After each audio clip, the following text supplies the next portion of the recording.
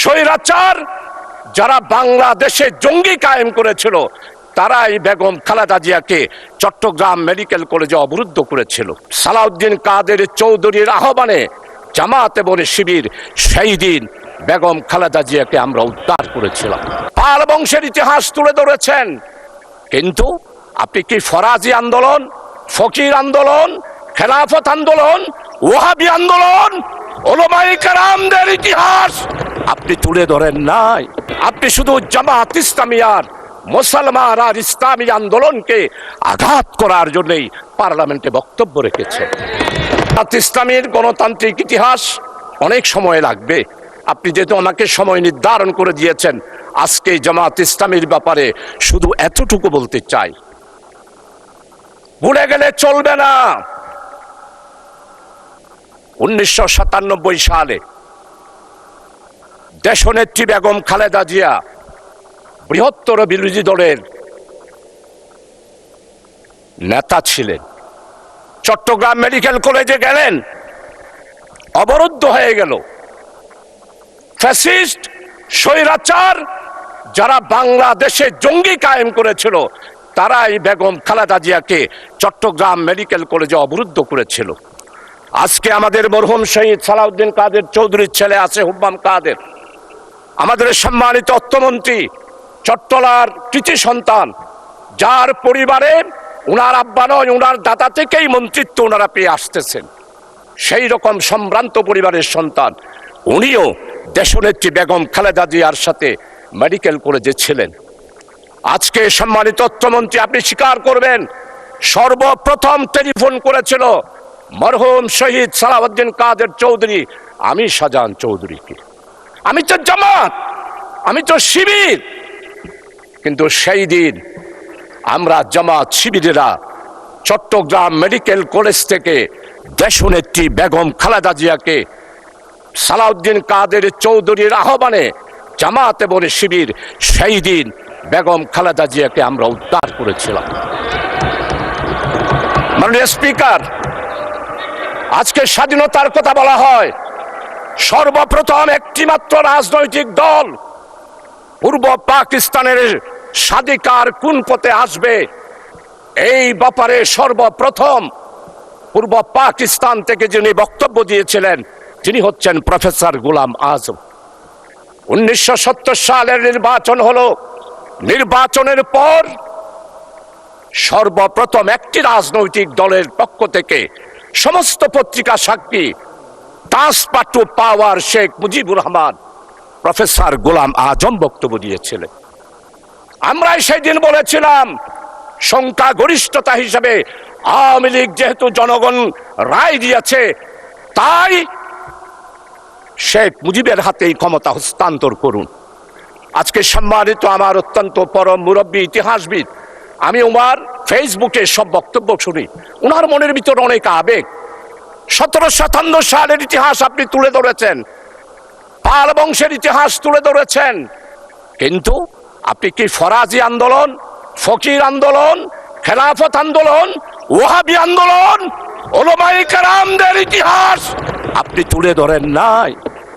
সেই দিন আমাদের খেলাফত আন্দোলন, ওয়াহাবি আন্দোলন, ফকির আন্দোলন, মজলুম আন্দোলন, হাজী শরীয়তুল্লাহর আন্দোলন আপনি যদি তুলে ধরতেন তাহলেই মনে করতাম আপনি একজন নিরপেক্ষ ব্যক্তি।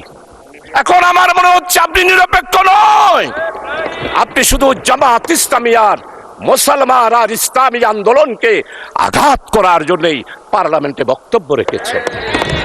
আমার নেতা, আমাদের অপোজিশনের লিডার, উনি মুক্তিযোদ্ধার পরিবারের সন্তান, শহীদ পরিবারের সন্তান, এটার উপরও আপনি আঘাত করেছেন। আপনার মনের বেদনা আমরা বুঝতে পারি। মুক্তিযোদ্ধা পরিবারের লোক কেউ জামাত করতে পারে না। আর আমার আইডেন্টিটি নিয়ে প্রশ্ন করা হয়েছে, এটা গুরুতর অপরাধ করেছেন উনি। 2 নম্বর, উনি বলেছেন কোন মুক্তিযোদ্ধা কিংবা শহীদ মুক্তিযোদ্ধা পরিবারের কেউ জামাত ইসলামী করতে পারে না। তাহলে উনাকে জিজ্ঞেস করে করা লাগবে? মুক্তিযুদ্ধে তার অবদান সবকিছুই বলেছেন, কিন্তু নিজের অবদান বলতে গিয়ে আরেকজনের অবদানের উপরে হাতুড়ি পিটানোর অধিকার কাউকে দেওয়া হয়নি। তিনি পার্সোনালি আমাকে হার্ট করেছেন। তিনি বলেছেন যে আমি বলে থাকি আমি শহীদ মুক্তিযোদ্ধা পরিবারের সদস্য, তাহলে ইনি এটাকে চ্যালেঞ্জ করছেন। 2 নম্বর, উনি বলেছেন কোনো মুক্তিযোদ্ধা কিংবা শহীদ মুক্তিযোদ্ধা পরিবারের কেউ জামাত ইসলামী করতে পারে না, তাহলে উনাকে জিজ্ঞেস করে করা লাগবে? এটি আমার নাগরিক অধিকার। আমি কোন দল করব, কোন আদর্শ আমি অনুসরণ করব, এর উপর হস্তক্ষেপ করার ন্যূনতম কোনো অধিকার রাষ্ট্র কিংবা সংবিধান কাউকে দেয়নি। আমি এটার তীব্র নিন্দা জানাই। আমার আইডেন্টিটি নিয়ে প্রশ্ন করা হয়েছে, এটা গুরুতর অপরাধ করেছেন উনি। আবার আমার আদর্শ সিলেকশনের ব্যাপারে উনি কথা বলেছেন, এটা বাড়তি অপরাধ করেছেন। আমি অনুরোধ করব মাননীয় স্পিকার, তার এই অসংসদীয় অংশটা এখান থেকে যেন এক্সপাঞ্জ করা হয়। শেষে গিয়ে উনি আমরা কুলা মনে এই সংসদকে ফাংশনিং করার জন্যে বর্তমান জ্বালানি অব্যবস্থাপনা সংকট যেটাই বলি সেইটার ক্ষেত্রে আমরা এগিয়ে এসেছিলাম, খোলা মনে কথা বলেছি, নোটিশ নিয়ে আলোচনা হয়েছে এবং পরের দিনে সে মাননীয় প্রধানমন্ত্রী একটা প্রস্তাব দিয়েছেন, আমরা সাথে সাথে এটা গ্রহণ করেছি। তিনি এইটাকে শেষ পর্যন্ত কনক্লুশন টানলেন কি দিয়ে? হ্যাঁ, যার মগজ যেরকম তার কনক্লুশন হবে সে।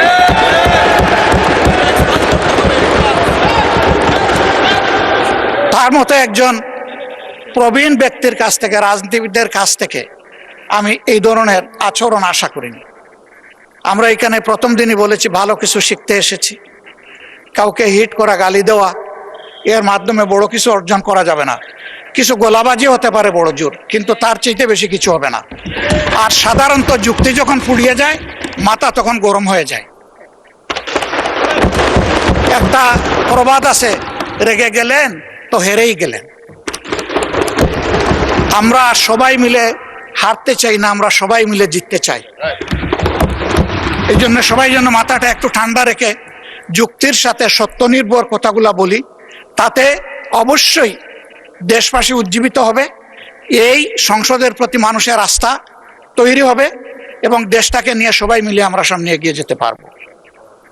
ধন্যবাদ মাননীয় স্পিকার। মাননীয় স্পিকার, আমি তো আজকে বক্তৃতার জন্য সময় চাইনি।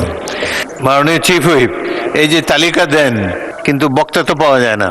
আবু সাহেবের সাথে আমার মনে হয় মাননীয় হুইপ আমাদের নুরুদ্দিন সাহেব কথা বলেছেন, তারপর তার নামটা দেওয়া হয়েছে। আপনি বলতে চাচ্ছেন না আজকে? আমি বলতে চাচ্ছি না, আর এই কথাটাও সঠিক না। আমি মাননীয় হুইপ জনাব নুরুদ্দিন অপুর সাথে আমার এই ব্যাপারে কোনো কথাই হয় নাই। প্রথম সারিতে আমি মাত্র 3 জন মন্ত্রী দেখতে পাচ্ছি। অনেক সদস্য তাদের এলাকার কথা বলে, এগুলো মন্ত্রীদের শোনা প্রয়োজন। আপনি আমাদের পক্ষ থেকে মন্ত্রীদেরকে অনুরোধ করবেন তারা যেন সংসদে এসে মাননীয় সদস্যদের কথাবার্তা শোনেন। সবচাইতে গুরুত্বপূর্ণ বিষয় হলো সংসদ অধিবেশনে অ্যাটেন্ড করা, এর চাইতে গুরুত্বপূর্ণ কিছু নাই। আপনার সময় 10 মিনিট। মাননীয় স্পিকার, আমি তো আজকে বক্তৃতার জন্য সময় চাইনি। মাননীয় চিফ হুইপ, মাননীয় চিফ হুইপ, এই যে তালিকা দেন, প্রথমে ছাপানো, তারপরে হাতে লেখা, কিন্তু বক্তা তো পাওয়া যায় না। মাননীয় স্পিকার, আমাদের মাননীয় সদস্যবৃন্দ সবাই আজকে যাদের তালিকা দিয়েছি তাদের সকলের সাথে কম বেশি কথা হয়েছে এবং আমার মাননীয় হুইপবৃন্দ সবার সাথে কথা বলেছেন। কথা বলেই তালিকা দেওয়া হয়েছে এবং তারা সবাই ওয়েল অ্যাওয়ার। কিন্তু একটা সমস্যা হচ্ছে কি মাননীয় স্পিকার, আজকে মাননীয় প্রধানমন্ত্রীও সংসদে উপস্থিত নেই। মাননীয় প্রধানমন্ত্রী সংসদের প্রাণ, অ্যাকচুয়ালি উনি থাকলে সবাই তার বক্তব্য শোনাতে চায়, এই জন্য আমরা অনেক বক্তব্য পাই না। তবে বাবর সাহেবের সাথে আমার মনে হয় মাননীয় হুইপ আমাদের নুরুদ্দিন সাহেব কথা বলেছেন, তারপর তার নামটা দেওয়া হয়েছে এবং কথা বলেই নামটা দিয়েছি। কাজে আজকে মাননীয় স্পিকার, আমি অনুরোধ করছি মাননীয় সদস্যবৃন্দ যারা আছেন তারা যদি বক্তব্য রাখেন, আমরা চেষ্টা করবো মাননীয় প্রধানমন্ত্রীর কাছে এই বক্তব্য পৌঁছে দেওয়ার জন্য, যাতে তিনি শুনতে পারেন যে আমরা কি বলেছেন আপনারা। ধন্যবাদ মাননীয় স্পিকার। জনাব লুৎফুজ্জামান বাবর, আজকে আপনি বলতে চাচ্ছেন না আজকে? আমি বলতে চাচ্ছি না, আর এই কথাটাও সঠিক না। আমি মাননীয় হুইপ জনাব নুরুদ্দিন অপুর সাথে আমার এই ব্যাপারে কোনো কথাই হয় নাই। আচ্ছা, ঠিক আছে, আপনি বসুন, আপনাকে পরবর্তীকালে সুযোগ দেওয়া হবে। আরেকটি জিনিস মাননীয় চিফ হুইপ, প্রথম সারিতে আমি মাত্র 3 জন মন্ত্রী দেখতে পাচ্ছি এবং অনেক সদস্য তাদের এলাকার কথা বলে, এগুলো মন্ত্রীদের শোনা প্রয়োজন। আপনি আমাদের পক্ষ থেকে মন্ত্রীদেরকে অনুরোধ করবেন তারা যেন সংসদে এসে মাননীয় সদস্যদের কথাবার্তা শোনেন। চিফ হুইপ বলেন। জি মাননীয় স্পিকার, আজকে যে এইখানে মন্ত্রী নাই তার এক নম্বর কারণ হলো সংশ্লিষ্ট মন্ত্রীবর্গ মাননীয় প্রধানমন্ত্রীর সাথে সফরে আছেন, কারণ এখানে অনেকগুলা যে কয়জন নাই তা আছেন উনি ওনার সাথে, এবং অনেক ইম্পর্টেন্ট মানে যারা রাষ্ট্রীয় কাজে আছেন। আর বাকি অনেক মন্ত্রীরা এই সারিতে, দ্বিতীয় সারিতে, তৃতীয় সারিতে, সব সারিতে সকল মন্ত্রীরা কম বেশি উপস্থিত আছেন, কিন্তু প্রায় 30 জনের মতন আছেন। তো মাননীয় স্পিকার, আপনি যে কথা বলেছেন সেটা আমরা তাদের কাছে পৌঁছে দেবো। হ্যাঁ, না বেশি আছেন, 30 জনের বেশি আছেন, আমি গুনেছি। আমাদের প্রায় 30-40 জন মন্ত্রী এখানে উপস্থিত আছেন, তারা শুনতে চান এবং শুনে প্রয়োজনীয় ব্যবস্থা গ্রহণ করবেন। ধন্যবাদ মাননীয় স্পিকার। অধিকাংশই স্বাস্থ্যমন্ত্রী, যোগাযোগ মন্ত্রী এদের কথা বলে আর কি, তাদের রাস্তাঘাট বা হাসপাতালগুলোর বেহাল অবস্থা। যাই হোক, সংসদের সবচাইতে গুরুত্বপূর্ণ বিষয় হলো সংসদ অধিবেশনে অ্যাটেন্ড করা। এর চেয়ে